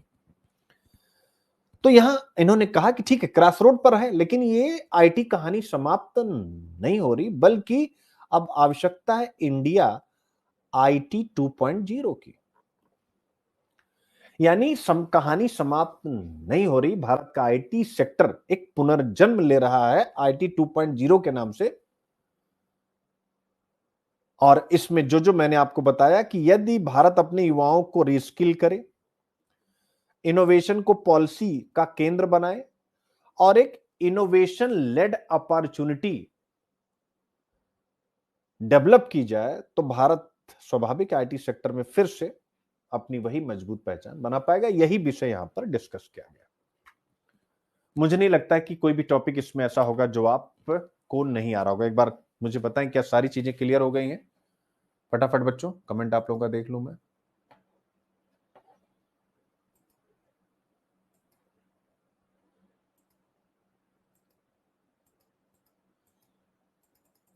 तो पहला टॉपिक डिस्कस हो गया था बच्चों। पहला टॉपिक में मॉडल क्वेश्चन, ये देख सकते हैं आप, सारी चीजें यहां पर क्लियर हैं। ठीक है, और ये मॉडल क्वेश्चन था पहले का जो रह गया था, इसको आप देख लीजिएगा कि भारत में फूड सिक्योरिटी से न्यूट्रिशन सिक्योरिटी की ओर ध्यान केंद्रित करने की आवश्यकता है। Emerging science technology and innovation conclave इस दिशा में किस प्रकार सहायक है। तो ये मैंने एक मॉडल क्वेश्चन भी आपको बना दिया था। भारत का आईटी सपना दोराहे पर खड़ा है, आप देख सकते हैं। और सिलेबस जीएस पेपर 3, भारतीय अर्थव्यवस्था में संसाधनों को जुटाना, विकास, प्रगति, रोजगार, साइंस एंड टेक होगी ऑब्वियस है, आईटी सेक्टर देख सकते हैं।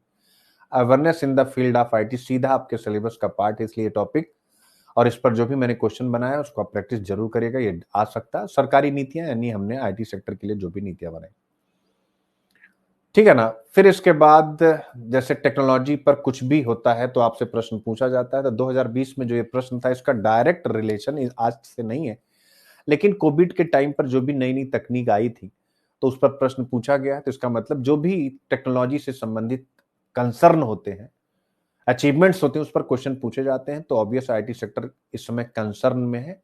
तो जैसे कोविड के समय पूछा गया टेक्नोलॉजी कौन सी आई, वैसे यहां पर भी प्रश्न बन सकता है। ये मैंने पूरा आपको डिटेल में करा दिया है और पूरा कंटेंट इसका आप देख सकते हैं, आपके लिए अवेलेबल है। और संदर्भ और पृष्ठभूमि, भारत के आईटी उद्योग का ऐतिहासिक विकास कैसे हुआ, यानी कौन कौन सा स्टेज, समय, विशेषताएं, चालक यानी क्या क्या चीजें, वर्तमान चुनौती यानी वही ले ऑफ वगैरह जितनी भी हैं सब आपको बताया। संकट के पीछे का कारण क्या है, संरचनात्मक परिवर्तन क्या क्या हो रहा है जो मैंने अभी आपको डिस्कस किया है। फिर भविष्य के लिए कैसे हम तैयार हों, नीतिगत भारत को क्या करना चाहिए वो सब मैंने आपको बता दिया, ठीक है ना। और इसके क्या क्या रोजगार, असमानता, शिक्षा, मानसिक स्वास्थ्य, इन सब पर क्या इसका इम्पैक्ट है, हम किन देशों से क्या सीख सकते हैं, आगे का रास्ता क्या होना चाहिए, ये भी आपको दे दिया गया है बहुत बढ़िया से। फिर एक निष्कर्ष, और आगे के रास्ते में आप देखिएगा, आगे के रास्ते में बहुत बढ़िया कंटेंट आपको मिलेगा। और फिर उसके बाद यह मॉडल क्वेश्चन आपके सामने आता है, आप देख सकते हैं। भारतीय आईटी क्षेत्र ऑटोमेशन और कृत्रिम बुद्धिमत्ता द्वारा संचालित एक संरचनात्मक परिवर्तन के दौर से गुजर रहा है। चर्चा कीजिए कि यह चरण हालांकि चुनौतीपूर्ण है, भारत के नवाचार आधारित विकास के लिए एक अवसर कैसे बन सकता है। एक बार फटाफट आप इसको पढ़िए और बताइए प्रश्न समझ पा रहे हैं कि नहीं आप। चलिए बताइए प्रश्न समझ पा रहे हैं कि नहीं। श्लोक कितना नोट्स बनाओगे भैया, फेल होने का यह भी एक बहुत बड़ा रीजन है। तो बहुत ज्यादा नोट्स बनाने की आवश्यकता भी नहीं है, थोड़ा लिखिए, मतलब याद करने की कोशिश कीजिए, समझने, क्योंकि हर चीज तो रिपीट होती है अगर आप सबको विश्वास हो तो, ठीक है।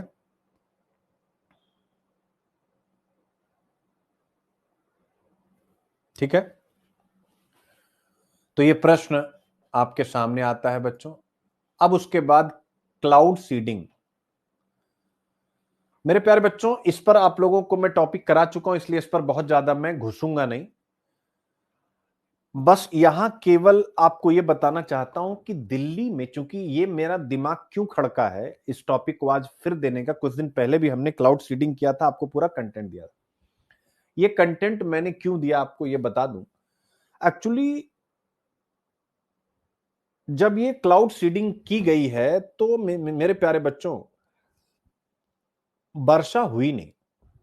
वर्षा क्यों नहीं? क्योंकि दिल्ली में 2 बार की गई, क्योंकि बादलों में नमी नहीं थी। बस यही पॉइंट याद रख लीजिएगा कि अगर बादल में नमी ना हो, जैसे प्रीलिम्स में पूछेगा कि क्लाउड सीडिंग कैसे की जाती है, सब तो आपने क्वेश्चन भी कर लिया कि नहीं कर लिया है क्लाउड सीडिंग पर, यहां पर भी क्वेश्चन है। तो क्लाउड सीडिंग पर आपसे पूछेगा कि भाई इसमें इन इन एलिमेंट्स का उपयोग किया जाता है, फिर लिखेगा कि अगर नमी ना भी हो तो क्लाउड सीडिंग यानी कृत्रिम बारिश है, बिना नमी के भी बारिश हो जाती है, बादलों में नमी ना हो तो भी। भाई साहब उत्तर है नहीं होती। तो ये आपके सामने टॉपिक है जिसमें बस यही मुझे सिखाना था कि दिल्ली में नहीं हुई, इसलिए आप इस कंटेंट को बहुत बढ़िया से, ठीक है, बहुत ज्यादा हिंदू का नोट्स मत बनाओ। मैं पहले कह रहा हूं, चूंकि चीजें रिपीट होती हैं, बस आपको केवल ठीक है। तो क्लाउड सीडिंग, ज्योग्राफी, एनवायरमेंट, आप ठीक है, शोध, रिसर्च, तो वही सारा कंटेंट पीछे वाला ही है आपको। यानी आप देख सकते हैं क्लाउड सीडिंग क्या है, यह प्रक्रिया कैसे काम करती, बहुत अच्छे से पढ़ लीजिएगा, ठीक है ना। भारत में उद्देश्य, ठीक है, इसको किसने बनाया, ये प्रीलिम्स के लिए बड़ा महत्वपूर्ण है। ये आपके लिए पूरा कंटेंट आ गया। विलियम शेफर और बर्नार्ड वोनगुट ने पहली बार इसकी शुरुआत की, आप देख सकते हैं भारत में 1952 में। तो प्रीलिम्स के लिए सारी चीजें आपके पास आ गई। फिर इसके बाद ये है काइपेक्स, क्लाउड एरोसोल इंटरेक्शन और वर्षा संवर्धन प्रयोग, ठीक है ना। तो ये क्या है, ठीक है ना, क्या काम करता है। दिल्ली में जो 2025 में परीक्षण हुआ है, वर्षा नहीं हुई, तो प्रीलिम्स के लिए क्लाउड सीडिंग, चूंकि दिल्ली का मुद्दा था तो यूपीएससी का पेपर यहीं से सेट होता है। क्लाउड सीडिंग का उद्देश्य आप देख सकते हैं, सीमाएं और चुनौतियां। तो आपके सामने वैश्विक अनुभव, क्या क्लाउड सीडिंग प्रभावी रही? ऑब्वियस है, कभी कभी प्रभावी रही, जैसे दिल्ली में प्रभावी नहीं हो पाई। मॉडल क्वेश्चन भी है मेंस का, जिससे आप प्रीलिम्स की तैयारी कर लें। क्लाउड सीडिंग क्या है, उसकी प्रभावशीलता का परीक्षण कीजिए और मौसम परिवर्तन एवं प्रदूषण नियंत्रण की एक विधि के रूप में इसके प्रयोग में भारत के अनुभव का आकलन कीजिए। मजा आ गया, आप देख सकते हो। फिर देखिए प्रीलिम्स का question, with reference to cloud seeding and weather modification in India, एक प्रश्न बन गया। फिर दूसरा स्टेटमेंट, यानी यही टॉपिक स्टेटमेंट वाला प्रश्न बन गया, आप देख सकते हैं। तो तीसरा लिस्ट 1 लिस्ट 2 यानी कौन मैच है, यानी अब आप देखिए आपको वो भी मिल गया कि कौन कौन से एलिमेंट यूज किए जाते हैं, कौन कौन से एजेंट यूज किए जाते हैं, silver iodide, sodium chloride, calcium chloride, dry ice. तो ये है मेरा कंटेंट, जिसमें आप ट्रस्ट करें कि इतनी बारीकी से काम सुबह सुबह उठ के ही कर लेता हूं कि आप कहीं से भी, जहां से भी प्रीलिम से, जहां से भी मेन से निकलने ना पाए। तो अब ये चर्चा में है तो स्वाभाविक रूप से आपके लिए महत्वपूर्ण हो जाता है, ठीक है। और सभी प्रश्न का आंसर और ट्रैप इसमें रहता है, तो मुझे एक्सप्लेन करने की जरूरत नहीं पड़ती। वही चीज हिंदी के अंदर आप देख सकते हैं सभी प्रश्न। ठीक हो गया बच्चों, क्लाउड सीडिंग एजेंट देख सकते हो। अब यही आपसे प्रीलिम्स में, और ये केवल आईएएस में नहीं, ये स्टेट पीसीएस में भी आपसे पूछ लेगा। उच्च सागर संधि कितनी बार पढ़ चुके हैं भाई, बताइएगा जरा। हाई सी संधि में क्या चुनौतियां हैं, ये टॉपिक आप कितनी बार पढ़ चुके हैं। हाई सी ट्रीटी, अब ये चूंकि ये टोटल हम प्रीलिम्स के लिए पढ़ेंगे, हाई सी ट्रीटी पर मैंने प्रश्न बना दिया है, केवल हमको प्रीलिम्स के लिए इसको पढ़ना है। किसमें पढ़ना है? प्रीलिम्स के लिए। तो ये सब रिवीजन ही तो रहा। अभी देखो मुकेश ने कितनी अच्छी बात कही,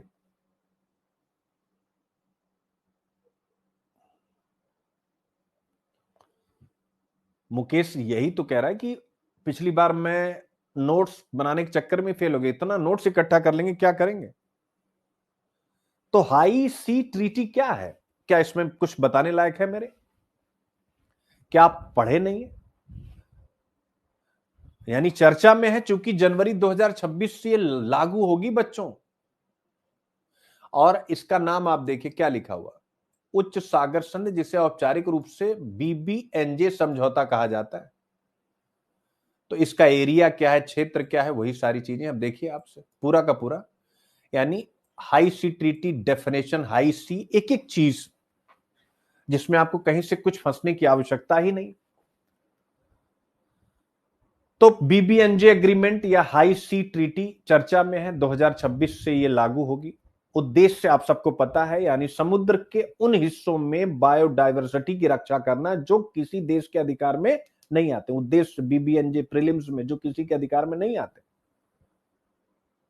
आप कहेंगे सर इस प्रकार की ट्रीटी के पीछे का क्या फिलॉसफी होता है, ये भी प्रीलिम्स में आपसे पूछ सकता है कि भाई इस प्रकार की संधियों का कुछ तो आधार होता होगा। जी हां, होता है। Common heritage of human kind, शब्द याद रखिएगा, लिखा हुआ उसमें आप देख सकते हैं। समुद्री संसाधन सबकी साझी विरासत है, इसी आदर्श पर यह संधि बनी। और कोई भी देश वहां पर शोध कर सकता और वहां पर कुछ दोहन कर सकता है। ठीक है, तो यही सारी बातें इसमें है और इसमें कुछ भी नहीं बच्चों। ठीक है, तो प्रीलिम्स के लिए पूरा कंटेंट है। देखिए हाई सी ट्रीटी क्या है, हिंदी में आ जाते हैं, एक इंग्लिश में मैंने दिखा दिया था। ठीक है, तो आप देखिए उच्च सागर संधि क्या है, तो सबसे पहले उच्च समुद्र क्या है, ये किसी भी देश के अधिकार में नहीं है। और हाई सी को कौन सी संस्था संभालती है, तो यूएन क्लॉज आप देख सकते हैं। ठीक है, क्लियर बेटा। अब आता है उच्च सागर संधि को अब बीबीएनजे समझौते के रूप में जाना जाता है। उसके बारे में सारी यूपीएससी के लिए जो भी टर्मिनोलॉजी हो सकती, एमजीआर, एबीएमटी, ईआईए, मानव जाति की साझी विरासत, उच्च समुद्र की स्वतंत्रता। ठीक है ना, तो ये सब आप देख सकते हैं, इसको आप पढ़िए खूब बढ़िया। देखिए प्रीलिम्स के BBNJ with reference to the high sea treaty, जिसे हम बीबीएनजे एग्रीमेंट कहते हैं, उस पर क्वेश्चन बना दिएगा बेटा। जो बनाया हूं ना इसके बाहर से आएगा नहीं, आप देख लीजिएगा, चैलेंज कर देता हूं। अगर ये क्वेश्चन आता है तो इसके बाहर से कुछ नहीं आएगा। फिर स्टेटमेंट 1 स्टेटमेंट 2 आपके सामने आप देख सकते हैं। तो पूरा कोशिश रहती है कि निकलने ना दूं। फिर इसके बाद देखिए लिस्ट 1 ग्लोबल संस्थाएं और उनका जो भी मैंडेट है उसमें मैच करने को आपसे पूछा गया। ठीक है, अब आता है ये बहुत महत्वपूर्ण पोस्चर, ये बहुत बढ़िया है। ये मतलब प्रीलिम्स के लिए, चूंकि जानवरों की जो हैबिट होती है, जो बिहेवियर होता है, उस पर आपसे प्रश्न पूछा जाता है। ठीक है, तो ये आपसे पूछ सकता है, एक बार आप इसको मतलब कंगारुओं के बारे में एक रिसर्च आया है, जरा उसको पढ़िए। और जो रिसर्च में बेटा उसके अलावा कुछ इसमें है भी नहीं। ठीक है ना,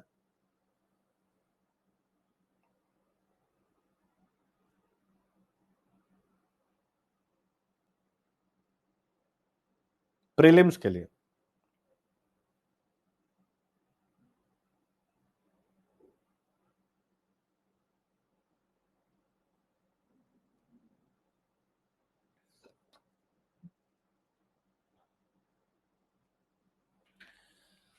इसमें बेटा जो आपने पढ़ा केवल प्रीलिम्स के लिए है, तो इसमें क्या डिस्कस किया गया,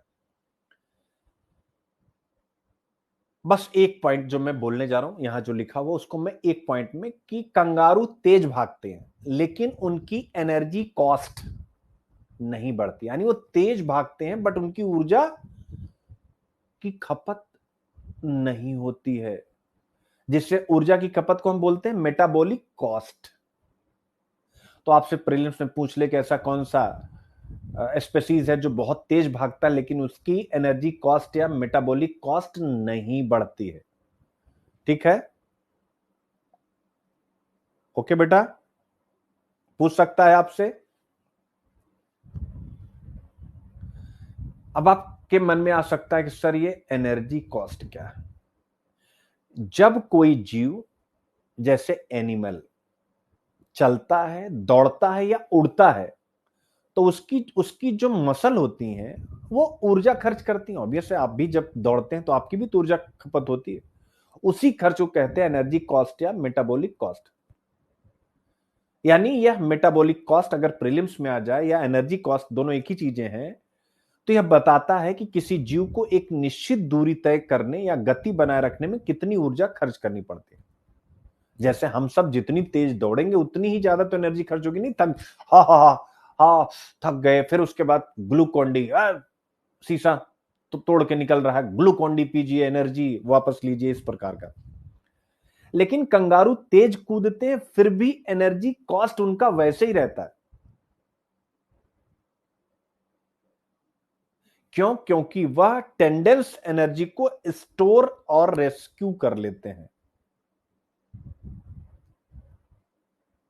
ठीक है, तो इसमें जो पूछेगा वो मैंने आपको बता ही दिया।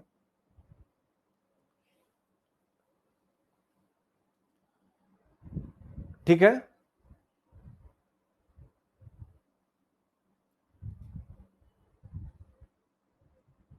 बस इसके अधिक और कुछ मत पढ़े, केवल इस जानवर का नाम याद रख लीजिएगा और कुछ भी नहीं। और प्रीलिम्स का क्वेश्चन यहां बन जाएगा। अब आप देखिए पूरा डिटेल में सारी चीजें भी दे दी गई हैं। ठीक है ना, कंगारू की गति का बायोनॉमिक्स और ये, ठीक है। तो प्रीलिम्स का ये क्वेश्चन, आपका ये टॉपिक एकदम से 100% क्लियर। अब एक सूचना है आप सभी के लिए, और वो सूचना आपके सामने आपकी स्क्रीन पर, अभिव्यक्ति आईएएस प्रीलिम्साथॉन 2026। अब इसका हिस्सा आपको बनना ही बनना है, क्योंकि आपके पास ऑप्शन नहीं है। ठीक 11:30 बजे इसका सेशन स्टार्ट होगा, ठीक, नॉट 1 मिनट लेट, 11:30 बजे। अगर आप 2026 की टेस्ट सीरीज के बारे में प्लान कर रहे हैं तो बस 11:30 बजे आइए, और पूरी स्ट्रेटजी होगी 6 महीने की, जो मैं कह रहा हूं ना कि 6 महीने हमें कैसे काम करना है। तो इस 6 महीने के लिए आप अपने आप को कनेक्ट करिए और यूपीएससी की जर्नी को हम यहां से आगे बढ़ाते हैं। ठीक है, तो ठीक 11:30 बजे हम लोग मिलते हैं प्रीलिम्साथॉन टेस्ट सीरीज के बारे में सारी जानकारी और 6 महीने की स्ट्रेटजी को जानने के लिए। Thank you so much.